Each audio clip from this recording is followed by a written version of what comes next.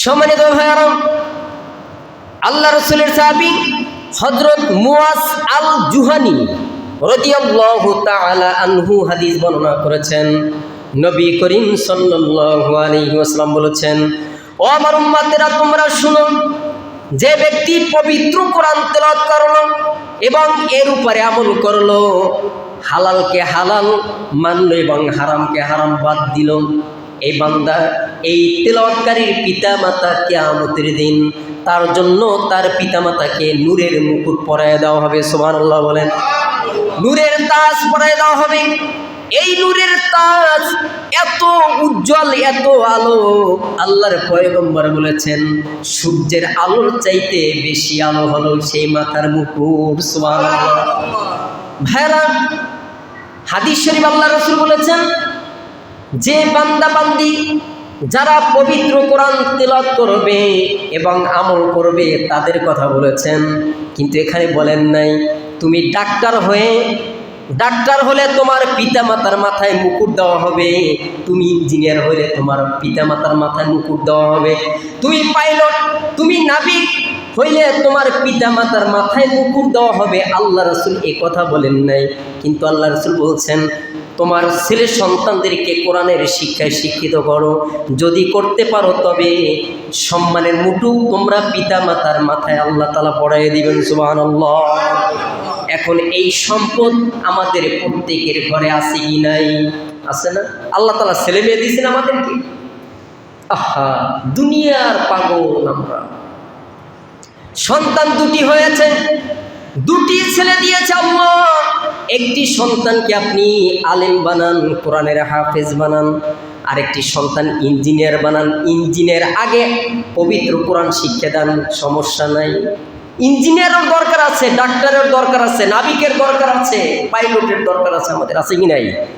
নিষেধ না, কিন্তু সর্বপ্রথম আপনার দায়িত্ব হলো, কর্তব্য হলো কোরআন সহি শুদ্ধ করে আপনার সন্তানকে শিখানো। এটা হচ্ছে সর্বপ্রথম আপনার দায়িত্ব, ফরজ।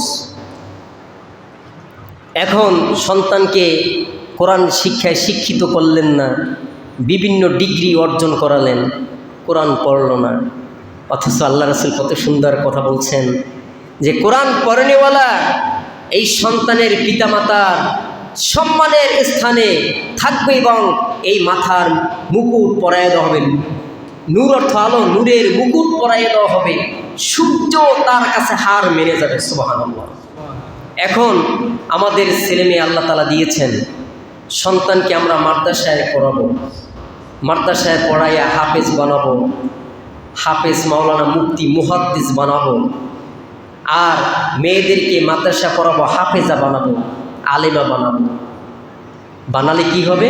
পরকালে এই দুনিয়াতেও সম্মানের স্থান পাবেন, কারণ হাফেজ সাহেবের বাবা কি একটা ইজ্জত, কি একটা সম্মান, কি একটা কদর।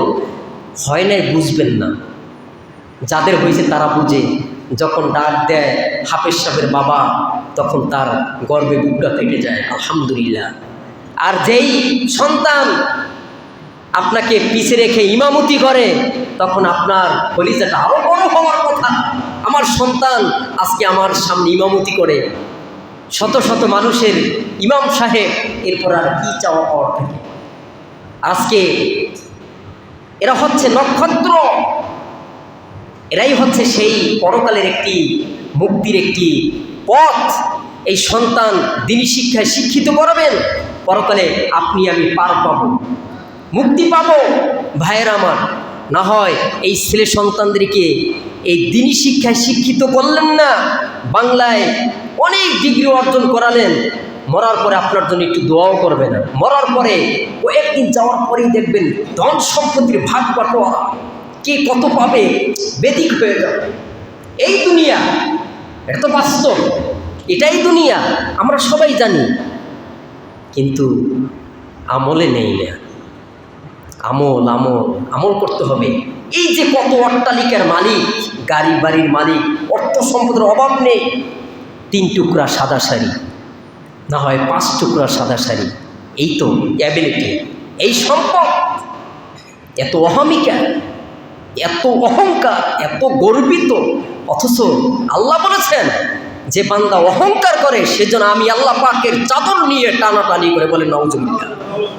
অহংকার কিসের? কি নিয়ে অহংকার করেন? মরার পরে গরিব তিন টুকরা, আর আপনি কোটিপতি অট্টালিকার মালিক, আপনিও 3 টুকরা। পার্থক্য কোথায়? পার্থক্য নেই ভাইয়ের আমার। এই জন্য ছেলে সন্তান এটা বড় নিয়ামত, আমাদের জন্য বড় এক নিয়ামত। আমরা এই দিনী শিক্ষায় শিক্ষিত করে আমরা যেন হাফেজের বাবা, হাফেজার মা হতে পারি। আল্লাহ তাআলা এরকমের মন মানসিকতা যেন আল্লাহ তাআলা তৈয়ার করে দেন। চিল্লায়ে বলুন আমিন।